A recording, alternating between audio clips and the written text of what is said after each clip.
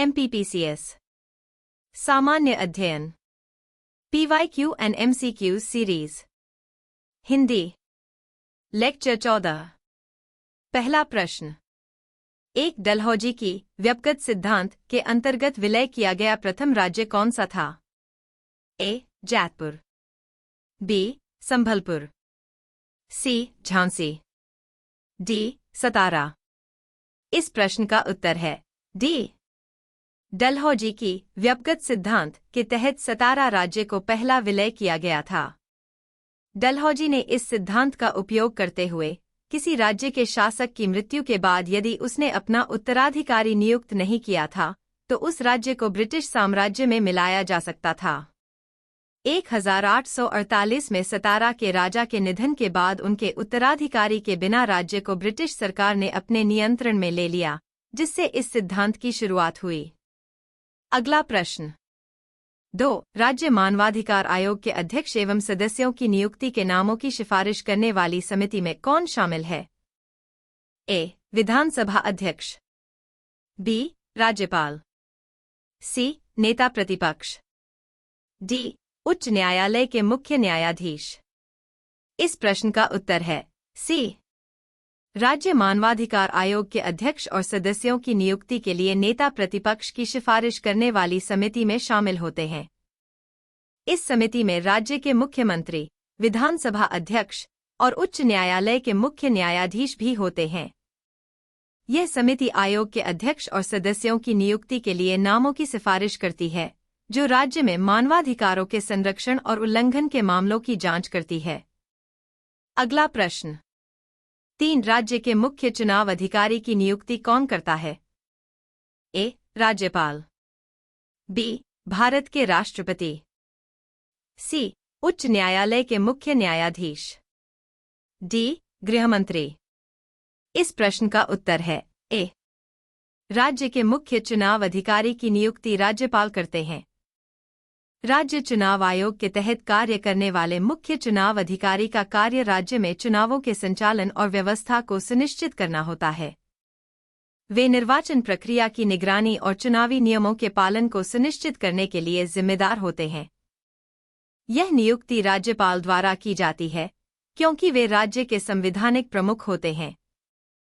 अगला प्रश्न 4. निम्नलिखित कथनों पर विचार कीजिए। 1. भारत निर्वाचन आयोग के मुख्य निर्वाचन आयन को उच्चतम न्यायालय के न्यायाधीश के वेतन के बराबर वेतन का संदाय किया जाता है। 2. भारत के मुख्य निर्वाचन आयुक्त का कार्यकाल पदभार ग्रहण करने की दिनांक से 6 वर्ष की अवधि या 65 वर्ष की आयु, जो भी पहले आता है, तक होगा। 3. कोई निर्वाचन आयुक्त किसी भी समय मुख्य निर्वाचन आयुक्त को संबोधित स्वहस्ताक्षरित लेख द्वारा अपना पद त्याग कर सकेगा। कौन से कथन सत्य है? A. 1 तथा 3 B. 1 तथा 2 C. 1, 2 तथा 3 D. केवल 3 इस प्रश्न का उत्तर है B. 1 सत्य है। भारत निर्वाचन आयोग के मुख्य निर्वाचन आयुक्त को उच्चतम न्यायालय के न्यायाधीश के वेतन के बराबर वेतन मिलता है। 2 सत्य है। भारत के मुख्य निर्वाचन आयुक्त का कार्यकाल पदभार ग्रहण करने की तारीख से 6 वर्ष या 65 वर्ष की आयु, जो भी पहले आता है, तक होता है। 3 असत्य है। कोई भी निर्वाचन आयुक्त अपने पद से त्याग पत्र देने के लिए मुख्य निर्वाचन आयुक्त को स्वहस्ताक्षरित पत्र नहीं भेज सकता, क्योंकि यह प्रक्रिया अधिक औपचारिक होती है।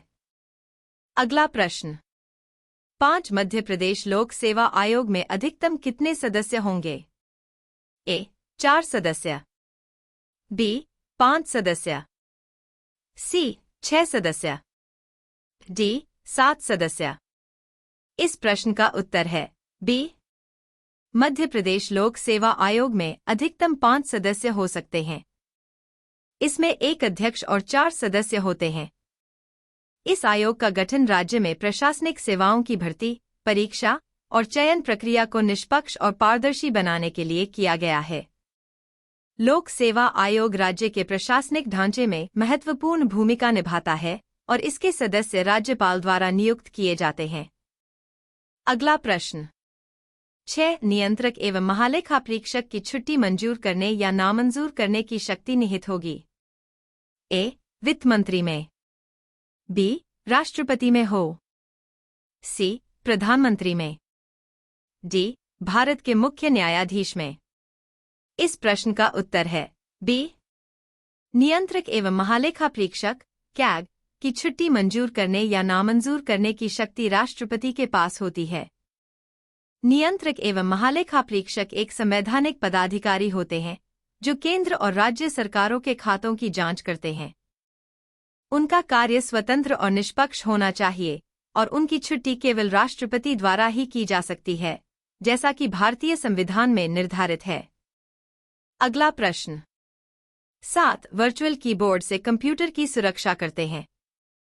ए पासवर्ड चोरी, बी ट्रोजन प्रोग्राम, सी स्पाईवेयर, डी उपरोक्त सभी।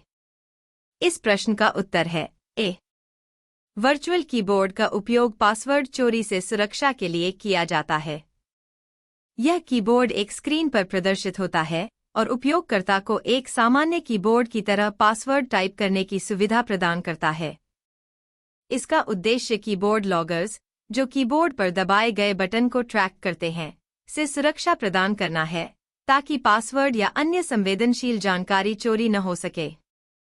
वर्चुअल कीबोर्ड उपयोगकर्ताओं को अतिरिक्त सुरक्षा प्रदान करता है। अगला प्रश्न। 8 एक ईमेल जो एक स्रोत से उत्पन्न दिखता है लेकिन वास्तव में दूसरे से भेजा गया है। ए फिशिंग, बी स्पूफिंग, सी स्पैमिंग, डी स्नीफिंग। इस प्रश्न का उत्तर है बी। स्पूफिंग एक ईमेल धोखाधड़ी का तरीका है जिसमें एक ईमेल ऐसा दिखाई देता है जैसे वह किसी विश्वसनीय स्रोत से आया हो, लेकिन वास्तव में वह किसी अन्य व्यक्ति या स्रोत द्वारा भेजा गया होता है। स्पूफिंग का उद्देश्य उपयोगकर्ता को धोखा देना होता है ताकि वह संवेदनशील जानकारी जैसे पासवर्ड या बैंक विवरण साझा कर दे। यह आमतौर पर धोखाधड़ी, फिशिंग हमलों और अन्य साइबर अपराधों में उपयोग किया जाता है। अगला प्रश्न। 9 एक नेटवर्क वातावरण में जो सर्वर नहीं है। A file server, B print server, C अनुप्रयोग सर्वर, डी नेटवर्क सर्वर। इस प्रश्न का उत्तर है डी।